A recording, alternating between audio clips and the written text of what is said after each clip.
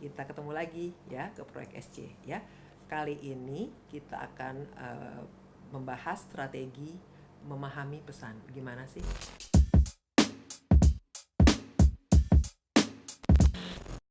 Ya, kita bahas ya. Sebelumnya, selamat siang. Assalamualaikum warahmatullahi wabarakatuh. Oke, bagaimana coba teman-teman selama ini memahami pesan? Ada strateginya, ada tips and tricksnya. Nah, di sini kita bahas dulu strategi memahami pesan ini dengan komunikasi antar personal. Di komunikasi antar personal, pengertiannya kemarin sih kita sudah bahas ya, cuma kita sekarang review lagi. Komunikasi yang terjadi antara dua orang ya, ataupun lebih menurut para ahli, yang biasanya tidak diatur secara formal. Jadi accidental ya. Artinya apa adanya ya.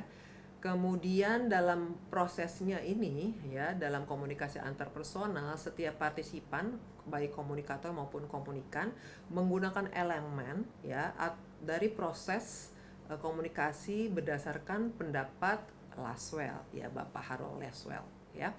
Melihat dalam komunikasi terdapat unsur-unsur ya, pengirim ataupun sender, pesan, message ya, saluran ataupun media, penerima, receiver, dan efek. Juga dapat ditambahkan unsur-unsur lainnya. Dalam komunikasi harus memiliki feedback, umpan balik. Tetapi dalam komunikasi terkadang sering ditemukan hambatan ya, ataupun gangguan noise ya. Ini sebenarnya adalah pengertian dari komunikasi ya, dengan lingkup komunikasi antar personal antara dua orang ataupun lebih, tergantung para ahli ya teman-teman. Tapi kalau aku lebih suka memaknai komunikasi antar personal antara dua orang, you and me, and sudah itu saja ya. Ada pertanyaan sampai di sini? Nah, oke. Selanjutnya setelah memahami strategi pesan ya, kemudian kita ke kemampuan mendengarkan secara aktif ya. Kemampuan mendengarkan secara aktif ini seperti apa teman-teman? Oke, kemampuan mendengarkan secara aktif adalah kegiatan mendengarkan yang dapat diartikan sebagai suatu proses aktif dari menerima rangsangan ataupun stimulus ya, dari pada telinga ya. Kemudian disebut juga aural. Mendengarkan merupakan tindakan yang terjadi begitu saja tanpa kesadaran, melainkan harus dengan sengaja dilakukan. Oke, mendengarkan menurut para ahli Janes misalnya tahun 2009 mengemukakan bahwa untuk memperoleh pesan yang utuh ya dari pengirim pesan ataupun dari sang komunikator ataupun sumber ya, penerima pesan ataupun komunikan harus melakukan kegiatan mendengarkan dengan menggunakan panca indera kita, yaitu tubuh telinga ya, secara tepat. Karena itu dalam mendengarkan secara efektif perlu diperhatikan 3 dimensi teman-teman, yaitu penginderaan ya, tadi yang kita punya ada 5 indera, pengolahan ataupun evaluasi, dan memberikan respon. Itu ya yang disebut listening ya, mendengarkan, good listener. Kemudian dalam dimensi tadi ya, untuk pengolahan, hal ini adalah evaluasi ya, pengolahan akhir maksudnya. Mengalami proses mendengarkan melibatkan aktivitas kita, mengerti makna yang disampaikan dalam menafsirkan ya. Kemudian mengevaluasi bahasa nonverbal, kemudian mengingat pesan yang disampaikan. Sementara dimensi responnya berarti pendengar memberi sinyal ya, verbal maupun nonverbal, kepada pengirim, kepada komunikan ya, pesan apa ya yang telah didengarkan. Gitu ya teman-teman ya. Mereview kembali atas mendengarkan tadi, proses mendengarkan tadi, kemudian memenuhi respon ya. atas apa yang didengarkan tadi. Sampai di sini ada pertanyaan teman-teman? Oke. Eh, nah, perlu disampaikan juga mendengarkan menuntut energi ya, dan komitmen terutama dalam komunikasi interpersonal ya, ataupun antarpersonal. Oleh karena itu perlu diperjelas dengan membedakan antara kegiatan mendengar dan atau hearing ataupun mendengarkan listening. Itu beda ya. Hearing mendengar dan mendengarkan listening. Mendengar cuman suara misalkan kok ayam mendengar itu. Tapi kalau mendengarkan itu menyimak dengan serius ya, gitu ya. Itu bedanya teman-teman. Ada pertanyaan sampai di sini? Oke. Nah, di sini mendengarkan secara aktif seperti apa ya? Mendengarkan secara aktif adalah bahwa kita sebagai partisipatif, kita sebagai empati ya, kita sebagai kritis ya. Artinya di sini adalah mendengarkan bisa sebagai partisipasi kita ya, mendengarkan bisa sebagai empati kita, mendengarkan bisa menjadi kekritisan kita ya. Kuncinya dalam mendengar secara partisipatif adalah aktif mendengar, kemudian meningkatkan kita ya, meningkatkan dalam mendengarkan ya, berusaha secara maksimal ya sebagai partisipasi kita, bentuk sifat partisipasi kita untuk mendengarkan dan mengaktifkan panca indera kita. Dalam hal ini adalah telinga kita ya.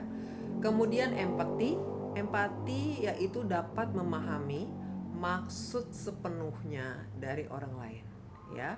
Mendengarkan secara empati berarti melibatkan tidak hanya pikiran ya, kemudian melainkan juga pada proporsional ya dalam komunikasi tersebut. Kemudian ke kritis ya, kita mendengarkan kritis yang dimaksud adalah mendengarkan tanpa menilai, mendengarkan dengan mengedepankan pikiran ya yang terbuka dan berusaha memahami setiap makna dari pesan yang tidak ya, yang tidak melakukan penilaian sebelumnya, mendengarkan sepenuhnya. Jadi artinya di sini kita tidak akan memberikan penilaian ya setelah kita mendengarkan secara seksama dan selesai ya, itu ya. Jadi kita mendengarkan secara kritis itu ya. Oke. Selanjutnya teman-teman sudah paham kita ke komunikasi nonverbal ya. Tadi sudah dibahas juga komunikasi verbal itu adalah dengan tulisan, dengan kata-kata ya, diucapkan langsung, berbicara ya, bisa dilakukan dengan face to face ya. Ini kalau non verbal ya, kita pakai body gesture gitu ya, dan ataupun sebagai perantara media sekarang kita PJJ pakai virtual, Gmeet atau Zoom ya dalam pembelajaran kita, berinteraksi. Contohnya ya, misalnya kan teman-teman ya menggunakan tadi yang aku sampaikan virtual gitu ya, ataupun sekarang media sosial gitu, Instagram dan lain-lain. Sedangkan komunikasi verbal melalui tulisan tadi kan dengan ucapan, sekarang dengan tulisan bisa menggunakan konten gitu ya teman-teman ya, melalui postcard, chatting ya, media sosial dan lain-lain.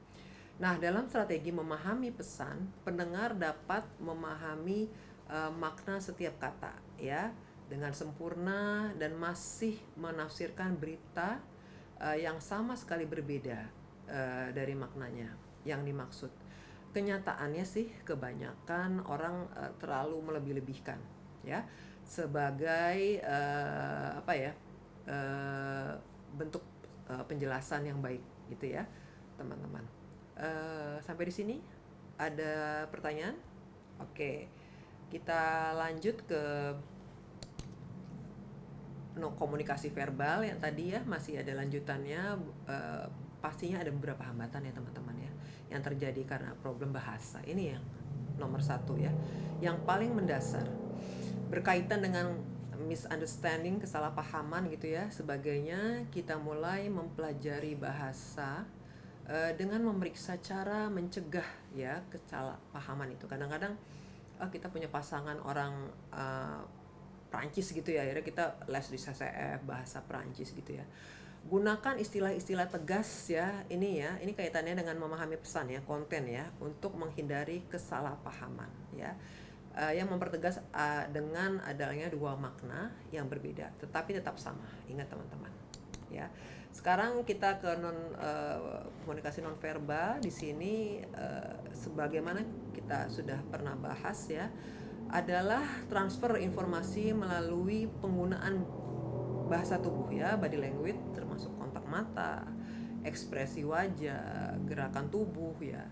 Nah, ini lebih sering komunikasinya secara langsung atau face to face ya, sebab dalam komunikasi menggunakan media digital, komunikasi nonverbal ini suka miskom ya, teman-teman ya. Karena menjurus ke arah hambatan sinyal lah ya, ini ya yang PJJ tadi ya, tapi harusnya kita berusaha mengerti, biar ada mutual understanding ya, saling memaklumi.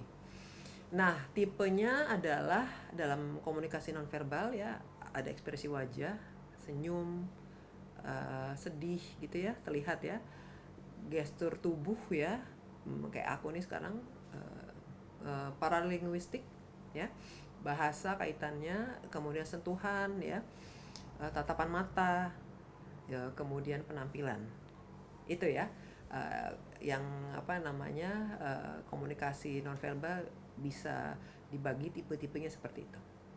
Oke, ada pertanyaan? Kalau nggak ada pertanyaan, kita cukupkan kuliah kita. Sampai jumpa di lain kesempatan. Assalamualaikum warahmatullahi taala wabarakatuh.